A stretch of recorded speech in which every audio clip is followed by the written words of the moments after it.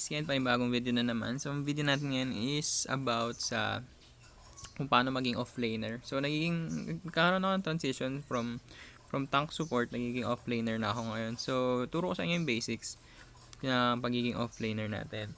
So usually, yung mga offlaner na ginagamit ko is itong si Xborg, Esmeralda, and then hindi si Promise, yung ginamit natin kahapon, which is the Johead, and minsan Alpha din. Okay, depende sa mood ko. Tapos Kaja, okay din.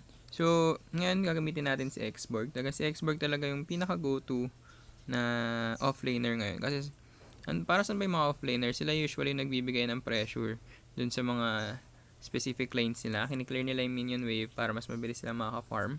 Pero ang problema lang sa offlaner, since solo sila, mas lapitin sila ng mga ambush o yung mga ambush. Usually sinusugod sila ng 4. So Xborg is actually a pretty good offlaner, and bukod sa kanya is isa pang offlaner ay si Johead. So silang dalawa yung mga go-to talaga na offlaners kasi meron silang pantakas mechanic. Okay, itong si Xborg, meron siyang pantakas mechanic kapag nawala yung Firaga armor niya.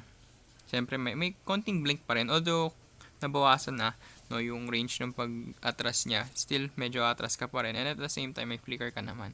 So makakalayo ka talaga pag in-ambush ka. And then kay Johead naman, pwede kang gumamit ng Purify. Tapos yung second skill mo, pwede mong ma-optimize para magamit na panaka. So first thing na ginagawa ko, visualize nyo na lang, is magki-clear ako ng minion wave. And then it's either, pag nakita kong wala siya dito sa part na to, kukunin ko to. Okay, kukunin ko to. Tapos, pero pag nandito siya, pag nandito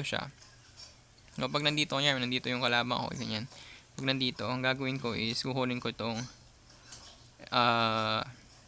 crab, okay. So, mahihirapan ka, okay, to be honest mahihirapan kang i-contest itong crab na to dahil dito sa first skill ni Xborg. Napaka-useful na first skill niya. Talagang sure mong makukuha yung bawat jungle basta lapag mo lang siya sa proper timing kung saan makikS mo siya, okay? For example, konti na lang yung buhay, saka mo na lang siya i-cast. Dahil sure na continuous damage yan kasi DPS yan, okay?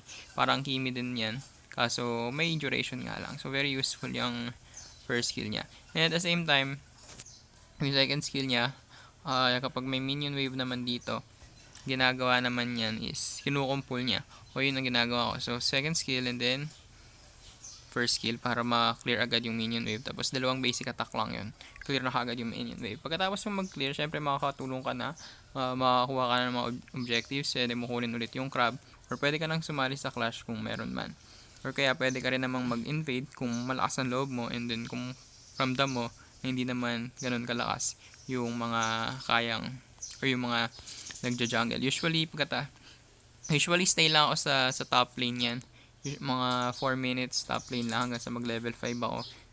Kapag ng mga mythic 4 ka naman kasi, hindi naman ganun ka sobrang dalas yung mga clash. So almost mga ilang minutes ba, mga 5-minute mark, dun talaga nagkakaroon ng mga 5v5 team fights o kaya ng mga skirmish. Pero usually yan ang mga nangyari lang is 1v1, 2v2, ganun, sa mid lane o kaya sa bot lane.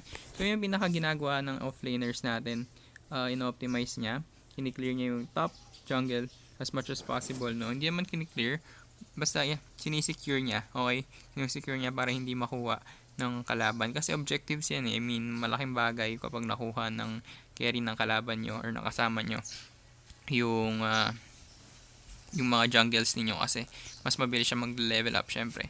And then nakalimutan ko sabihin, syempre bumibili ko ng roam item, ng mask after 2 minutes, hindi pala 2 minutes, after kung mag level 2 rather, kasi very useful yan, okay. So magandang pantulong yun para mabilis kang makakapag level up kapag solo ka.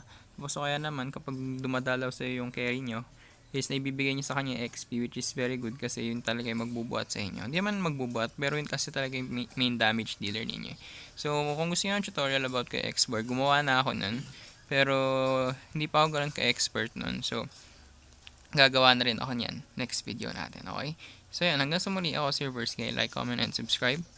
Booyah!